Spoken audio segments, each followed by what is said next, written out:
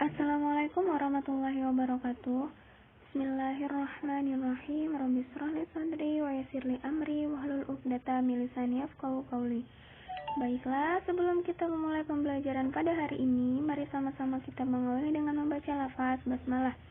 Bismillahirrahmanirrahim. Melanjutkan materi terakhir kita tentang perbandingan. Di mana di dalam perbandingan itu ada yang namanya adalah rasio. Apa sih rasio?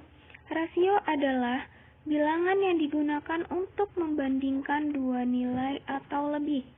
Misalkan ada uang senilai 300.000. Nah, 300.000 ini setengahnya dari 600.000, betul kan?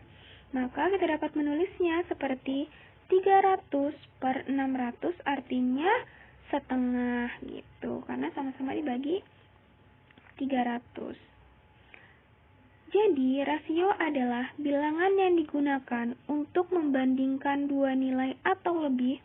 Kita tulis rasio 1/2 sebagai 1 dibagi 2 dibaca 1 berbanding 2 gitu. Jadi untuk rasio kita membacanya itu adalah, misalkan ada 1 dibagi 2, berarti kita membaca adalah 1 berbanding 2. Nah, misalkan contohnya, tentukan rasio antara bilangan-bilangan berikut dalam bentuk yang paling sederhana. Misalkan ada 2.500 berbanding 650. Bagaimana caranya? Kita perkecil dulu. 2.500 per 650. Jadi, caranya kita perkecil agar menjadi benar-benar sederhana, yaitu kita bagi keduanya dengan 50. Sehingga 2.500 dibagi 50 adalah 50 dan 650 dibagi 50 adalah 13. Sehingga 50 berbanding 13 ini adalah rasionya. Jadi kalau kita ingin menentukan rasio, misalkan angkanya besar, kita buat menjadi lebih sederhana dulu, ya. Kemudian yang kedua ada 1,6 kg berbanding 800 gram. Nah, ini kan satuannya masih berbeda. Jadi, kita samakan dulu agar bisa sama-sama disederhanakan. 1,6 kg menjadi 1.600 gram. Dan 800 gramnya tetap ya. Karena kita ingin menjadikan kilogram menjadi gram. Sehingga 1.600 dibagi dengan 800 dan 800 dibagi 800. Ini kita sederhanakan. Sehingga hasilnya 2 berbanding 1 gitu. Di dalam perbandingan ada yang namanya perbandingan senilai dan perbandingan berbalik nilai. Perbandingan senilai adalah jika salah satu variabelnya bertambah, maka variabel lain juga bertambah atau sebaliknya. Jadi kalau kiri bertambah, kanan bertambah. Kalau kanan bertambah berarti kiri juga bertambah gitu. Jadi contoh perbandingan senilai, misalkan sebuah mobil menempuh jarak 60 km membutuhkan bensin 5 liter. Jadi 60 km itu 5 liter. Berapakah bensin yang dibutuhkan apabila ingin menempuh jarak 120 km? Berarti kalau lebih jauh lagi bensinnya berarti lebih banyak dong ya kan. Jadi bisa kita lihat 60 km itu untuk 5 liter dan 120 km itu untuk berapa? Berarti kita tulis di sini X karena belum diketahui. Sehingga cara mencarinya adalah, nah kita lihat dulu, kita analisis. Dari 60 km ke 120 km kan bertambah tuh ya. Dan 5 liter ketika 120 km jaraknya lebih jauh, otomatis kan bensin lebih banyak, sehingga bertambah pula. Sehingga 60 per 120 dan 5 per X. Sehingga kita perkecil atau sederhanakan, sama-sama dibagi 60, sehingga 1 per 2. Sehingga 5 per X. Nah, kalau sudah seperti ini, kita pakai cara perkalian silang.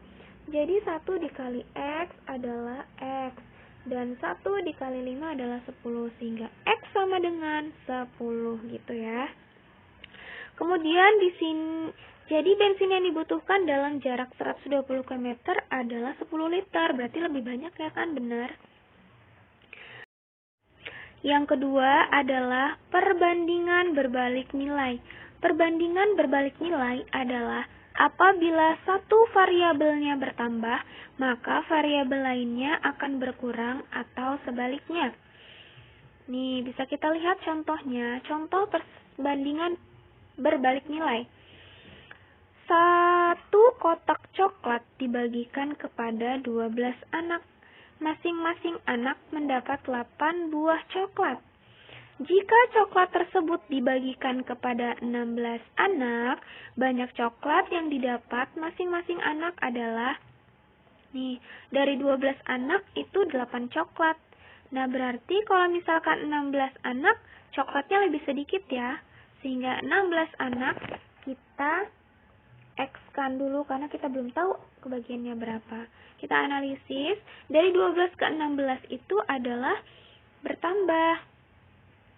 Sedangkan dari 8 ke X ini otomatis coklatnya berkurang karena semakin banyak anak, coklatnya semakin sedikit. Sehingga kita analisis adalah berkurang. Untuk berbalik nilai adalah 12 per 16 sama. Ini kita tulis berjajar. Tapi kalau untuk berbalik nilai, X-nya yang di atas sehingga 8 yang di bawah.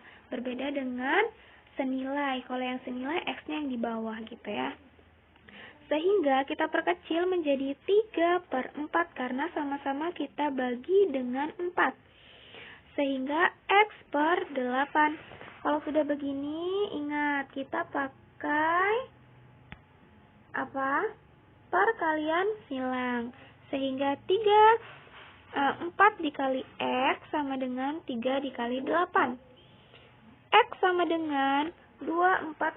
3 dikali 8 kan 24. Kemudian dibagi 4 per 4. Karena perkalian, kalau dibalik dia menjadi pembagian ya. Sehingga 24 dibagi 4 adalah 6.